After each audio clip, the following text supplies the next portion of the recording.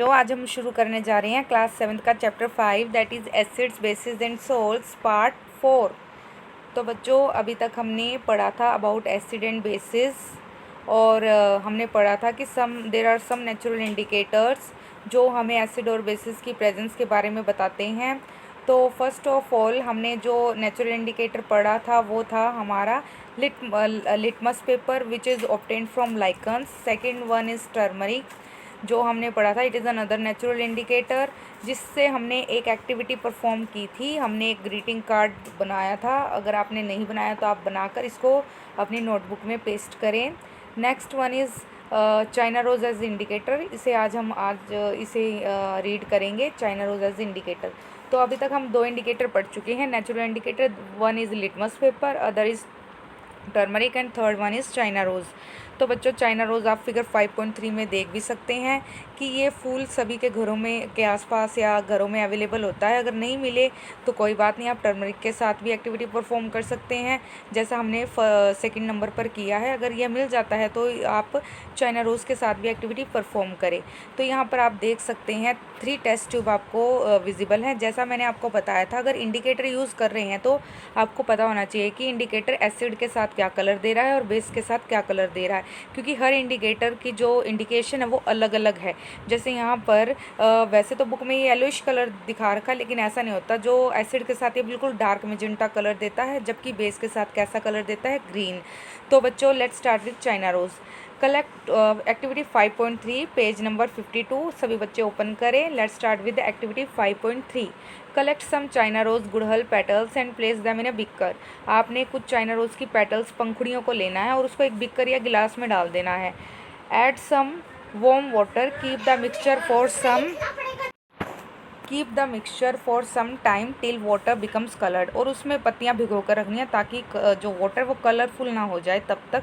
Use the colour water as an indicator. आपको क्या करना है, उस कलर वाटर को indicator as a indicator use करना है। Add 5 drops of the indicator to each of the solution in figure given in a table 5.4। तो जो 5.4 में सैम्पल सोल्यूशन दिए गए हैं उनके साथ ये एक्टिविटी परफॉर्म करनी है, उसको हम बाद में रीड करेंगे। पहले हम देख लेते हैं कि 5.4 को टेबल 5.4 को कंप्लीट करने से पहले कि रिजल्ट क्या आना चाहिए। What is the effect of indicator on acid base and neutral solution. क्योंकि जब तक आपको इंडिकेटर की इंडिकेशन ही नहीं पता होगी तब तक एक्टिविटी परफॉर्म जो टेबल 5.4 है वो फिल हो भी नहीं सकता। तो याद रखना, ये इंपॉर्टेंट है। यहाँ से चाइना रोज इंडिकेटर क्या करता है, याद रखना, एसिडिक सॉल्यूशन को किस में बदल देता है, डार्क पिंक में। जब तक आपको ये नहीं पता होगा आप ये एक्टिविटी परफॉर्म ही नहीं कर पाएंगे। तो बेसिक सॉल्यूशन को किस में बदल देता है, ग्रीन को। याद रखना इन दो बातों को। अदरवाइज़ अगर कोई चेंज नहीं होता कलर में तो इट मीन्स जो आपका सॉल्यूशन है वो न्यूट्रल है, क्योंकि हम पहले पढ़ चुके हैं ना कि कोई भी कलर चेंज ना हो तो it means it is a neutral solution. तो टेस्ट सॉल्यूशन को देखते हैं, शैम्पू।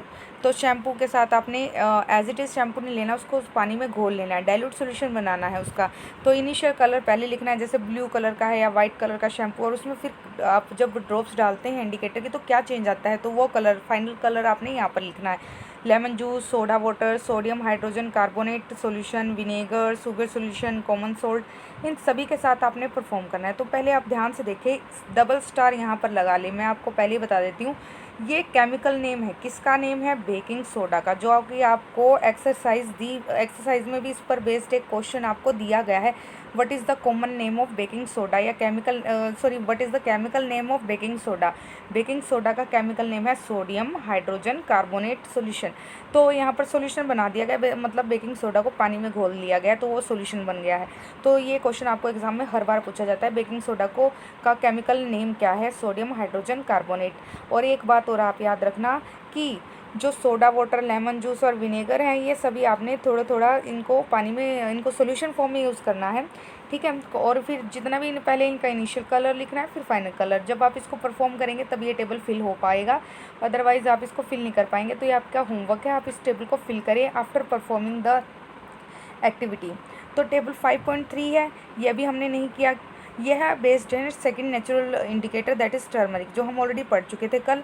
इसमें आपने चाइना रोज़ की जगह क्या लेनी है, टर्मरिक सॉल्यूशन लेना है और उसके इन सभी सैम्पल सॉल्यूशन के साथ टर्मरिक सॉल्यूशन को परफॉर्म करना है, जैसे lemon juice, orange juice, vinegar, milk of magnesia, baking soda, lime water, sugar, common salt, ये सभी सैम्पल सॉल्यूशन आपके घर पे अवेलेबल होते हैं। यहाँ पर आपने टर्मरिक मतलब पानी में हल्दी को घोल लेना है और उसके ड्रॉप्स डालने हैं इनके अंदर और फिर चेंज देखना है। और याद रखना कि जैसे मैंने आपको बताया था, हर इंडिकेटर की इंडिकेशन हमें पहले पता होनी चाहिए। अब टर्मरिक में ऐसा नहीं है कि ये ग्रीन कलर देगा या कुछ, टर्मरिक की इंडिकेशन अलग है। ये एसिड के साथ there is no colour change. अगर येलो कलर है तो येलो ही रहेगा, it means it is acidic. और अगर बेस है तो कैसा कलर हो जाता है, ऑरेंज कलर हो जाता है, बिल्कुल रेड या ऑरेंज। तो इस तरह से ये कलर इंडिकेशन बदल जाती हैं। जैसे टर्मरिक के केस में अलग इंडिकेशन है, चाइना रोज़ के केस में अलग इंडिकेशन है। अब हम अगर इन इंडिकेशन का पता होगा तभी हम इस एक्टिविटी को परफॉर्म कर पाएंगे। Now come to the Bujo. I am not getting the same result when using solid baking soda or dry litmus paper. Why?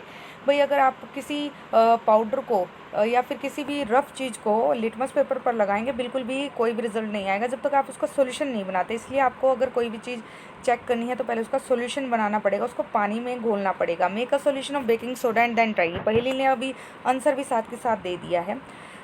पहेली ब्रॉट द फॉलोइंग पहेली रिडल फॉर यू। तो पहेली ने अपने नाम जैसे एक पहेली लेकर आई है। Coffee is brown and bitter in taste. Coffee कैसी होती है, ब्राउन कलर की और कड़वी होती है, बिटर मतलब कड़वी।